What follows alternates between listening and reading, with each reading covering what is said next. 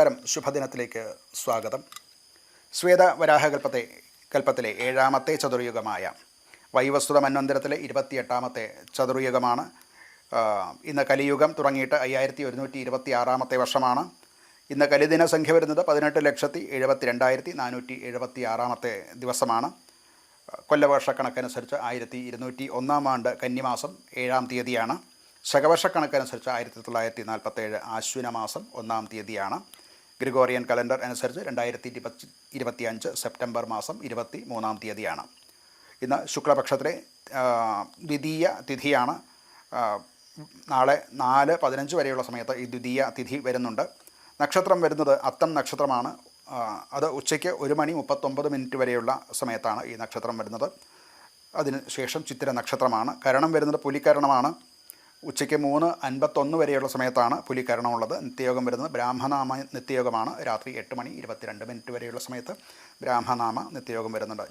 ഞാറ്റുവേല ഉത്രം ഞാറ്റുവേല തന്നെ തുടരുന്നു. ഋതു ശരത്ത് ഋതുവാണ്. അയനം ദക്ഷിണായനമാണ്. ഇന്ന് ദിവസം ചൊവ്വ കുജൻ്റെ അഥവാ ചൊവ്വയുടെ കാലഹോരയിൽ തുടങ്ങുന്ന ദിവസമാണ്. ഇന്ന് ഉദയം സംഭവിക്കുന്നത് രാവിലെ 6:16:27 ഉദയം സംഭവിക്കുന്നു. വൈകിട്ട് 6:15:59 അസ്തമയം സംഭവിക്കുന്നു. ദിനമാനം വരുന്നത് 11:59:32 ഈ ദിനമാനവും ഉദയാസ്തമയങ്ങളും മധ്യകേരളത്തിലേതാണ് പറഞ്ഞിട്ടുള്ളത്. ഏതാനും സെക്കൻഡുകളുടെ വ്യത്യാസം തെക്കും വടക്കും പോകുന്തോറും ഉണ്ടാകുന്നതാണ്. രാഹുകാലം സംഭവിക്കുന്നത് ഉച്ചകഴിഞ്ഞ് 3:16 തുടങ്ങി 4:46 വരെയുള്ള സമയത്താണ്. ഗുളികകാലം ഉച്ചയ്ക്ക് 12:16 തുടങ്ങി 1:46 വരെയുള്ള സമയത്താണ്. യമകണ്ഠക കാലം വരുന്നത് രാവിലെ 9:16 തുടങ്ങി 10:46 വരെയുള്ള സമയത്താണ്. ഈ 3 കാലങ്ങളും ദോഷകാലങ്ങളാകയാൽ പൊതുവെ ശുഭകർമ്മങ്ങൾക്ക് വർജിക്കേണ്ടതായിട്ടുള്ളതുണ്ട്. അഭിജിത് മുഹൂർത്തം വരുന്നത് 11:52 തുടങ്ങി 12:14 വരേക്കും, തുടർന്ന് മധ്യത്തിലെ 4 മിനിറ്റ് വർജിച്ച് 12:18 മുതൽക്ക് 12:40 വരെയുള്ള സമയത്താണ്.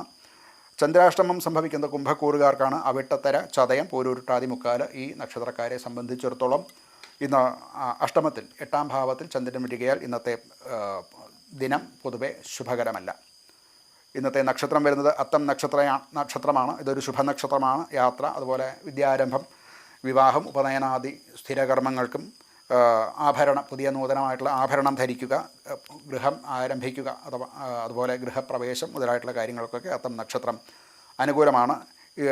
തിഥി വരുന്നത് ശുക്ലപക്ഷത്തിലെ ദ്വിതീയ തിഥിയാണ്. വിവാഹം, ഭൂഷണധാരണം, അതുപോലെ തന്നെ വാസ്തു സംബന്ധമായിട്ടുള്ള കാര്യങ്ങൾ, വ്രതം, അതുപോലെ നൂതനമായിട്ടുള്ള പ്രതിഷ്ഠ നടത്തുക, ഇങ്ങനെയുള്ള ശുഭകർമ്മങ്ങൾക്കൊക്കെ അനുകൂലമായിട്ടുള്ള ദിവസമാണ്.